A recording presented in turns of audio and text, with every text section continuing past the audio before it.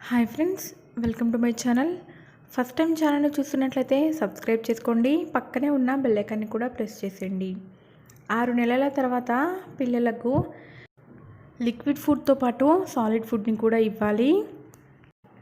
ఇందులో మెయిన్ ఉగ్గు ఏ విధంగా ప్రిపేర్ చేసుకోవాలనేది ఈ వీడియోలో మనం తెలుసుకుందాం.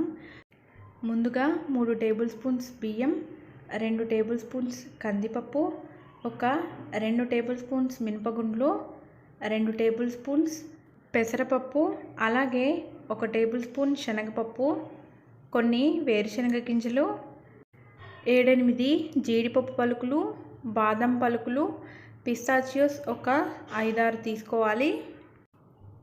అలాగే ఒక 7-8 మిరియాలు కూడా తీసుకోవాలి. జీలకర్ర కూడా వేసుకోవాలి. అలాగే జాజికాయ కూడా వేసుకోవాలి. ఇవన్నీ కూడా డైజెషన్కి బాగా పనిచేస్తాయి. మిరియాలు దగ్గు రాకుండా అడ్డుకుంటుంది, కఫాన్ని తగ్గిస్తుంది. జాజికాయ అరుగుదలకు బాగా పనికొస్తుంది కాబట్టి జాజికాయని కూడా మనం యాడ్ చేసుకోవాలి. ముందుగా స్టవ్ మీద ప్యాన్ పెట్టుకొని 2 నుంచి 3 సార్లు వాష్ చేసుకున్న ఈ పప్పు దినుసుల్ని యాడ్ చేసుకోవాలి. మీకు కావాలంటే మీరు తడివి అయినా యాడ్ చేసుకోవచ్చు, లేదంటే ఒక 2 నుంచి 3 గంటలు ఎండలో బాగా ఆరబెట్టినవైనా యాడ్ చేసుకోవచ్చు. చూడండి, ఒక 10 నిమిషాల తర్వాత ఈ విధంగా వేగిపోయాయి కదా.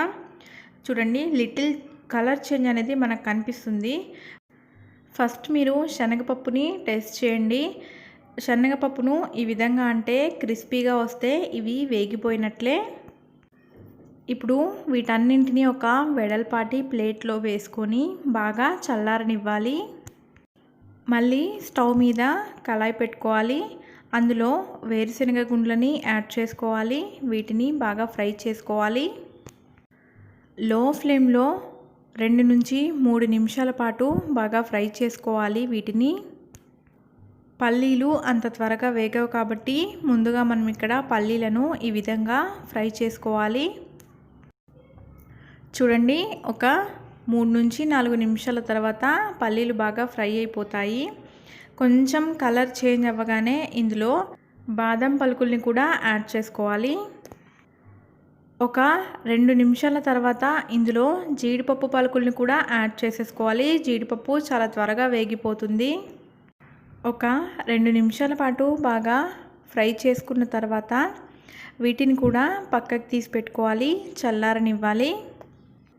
ఇప్పుడు ఒక మిక్సీ జార్లో ఇందాక చూపించాను కదా నేను మిరియాలు, జీలకర్ర, జాజికాయ, వాటిని మిక్సీ జార్లో వేసేసుకోవాలి. ఇప్పుడు చల్లార్చిన పప్పు దినుసుల్ని కూడా యాడ్ చేసుకోవాలి. ఇక్కడ నేను ఇందులో కొద్దిగా సాల్ట్ని కూడా యాడ్ చేస్తున్నాను. మీరు ఒకవేళ 1 ఇయర్ లోపు బేబీస్కి ఈ ఫుడ్ని ప్రిపేర్ చేస్తున్నట్లయితే ఉప్పుని స్కిప్ చేసేయండి, ఉప్పుని యాడ్ చేయకండి. ఈ విధంగా మనం ఇప్పుడు మిక్సీ పట్టుకోవాలి. ఫైన్ పౌడర్గా పొడి చేసుకోవాలి బాగా. మీరు 1 ఇయర్ లోపు పిల్లలకు సాల్ట్ని కానీ షుగర్ని కానీ పెట్టకపోవడం మంచిది. వీలైతే పట్టుకొని పెట్టండి, లేదంటే అది కూడా స్కిప్ చేసేయచ్చు. చూడండి ఫ్రెండ్స్, ఇప్పుడు ఈ వీడియోలో చూపిస్తున్న విధంగా మనకి ఫైన్ పౌడర్ వచ్చేస్తుంది. ఈ విధంగా పౌడర్ అయితే మనకు ఉగ్గు పొడి రెడీ అయిపోయినట్లే. ఇప్పుడు ఉగ్గుని ఏ విధంగా కుక్ చేసుకోవాలనేది తెలుసుకుందాం. ముందుగా స్టవ్ మీద ఒక గిన్నె పెట్టుకోవాలి. అందులో ఒక టేబుల్ స్పూన్ ఇందాక తయారు చేసుకున్నాం కదా ఆ ఉగ్గు పొడిని యాడ్ చేసుకోవాలి. అందులో ఒక పెద్ద గ్లాసు వాటర్ని యాడ్ చేసుకోవాలి. బాగా ఉడకనివ్వాలి.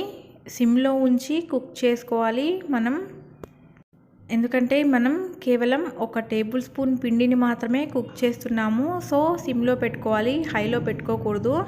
చూడండి, ఈ విధంగా కొద్దిసేపటికి కొంచెం దగ్గర పడుతుంది, ఉగ్గు అనేది తయారవుతుంది.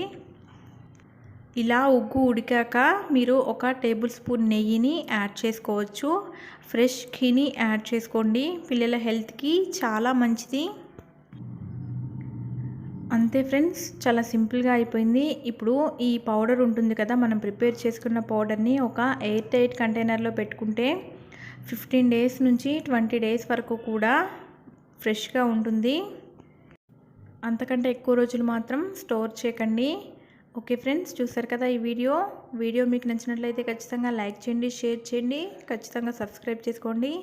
Thanks for watching.